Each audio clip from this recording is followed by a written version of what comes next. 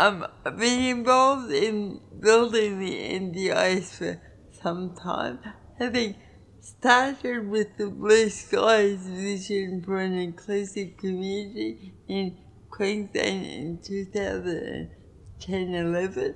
Then I was on the NDIS advisory group that was appointed by the Minister to draft and develop the legislation and the scheme.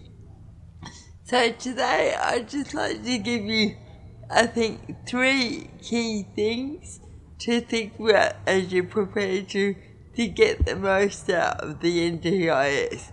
And like all new things, it will only be as good as people make it. So that's really important to remember. Now, the 3 things that I think are most important are pre-planning, so having your plan ready and developed before you go to the NDIS, thinking about what the day looks like. So not what the day currently looks like, but what a typical day in a usual person's week would look like. So not a person with disability, but a person who needs to get up in the morning, go and do something that actively engages them in economic pursuits or in community or in a place where they're known and they're respected and they belong. And if they don't go there, someone that says, "Oh, where's John today?"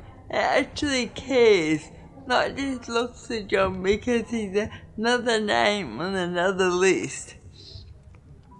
And the third thing is to think about all of those peripheral supports, like housing, like home modification, like assistive technology, like communication devices and iPads and any kind of educational support that might not be funded by the education department, but that might actually be the difference between the person with disability actually achieving a good educational outcome or just spending 12 years of their life just cruising through the system and not really learning much or achieving much or actually gaining any useful skills. And sometimes, sadly, the education system teaches people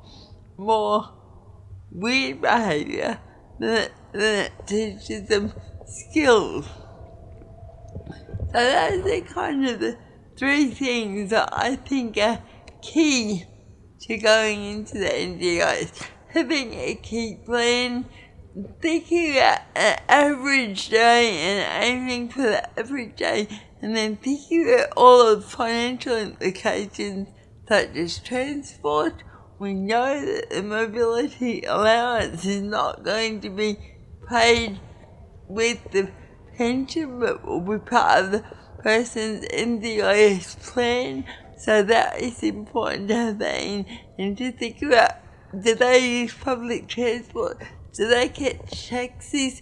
Will they need a modified vehicle? All of that kind of thing needs to be in the first plan so that it can be in the financial modelling for the person's support.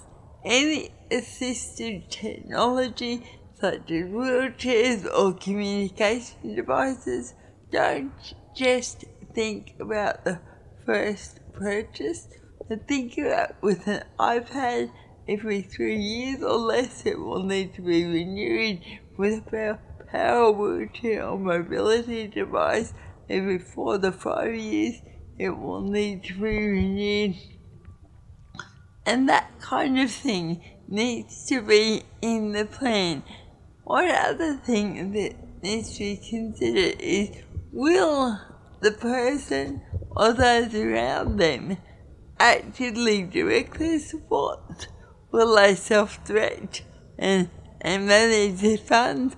Will they have a plan intermediary who will pay for the supports that they'll self-direct? Or will they get a service provider to manage the funding and do the supports and that kind of thing? And the different outcomes that you will get from those different arrangements. And some cases, if there is a service provider involved, that doesn't mean that you can't go to them and say, hey, this is my plan, it's my life, and this is what I want.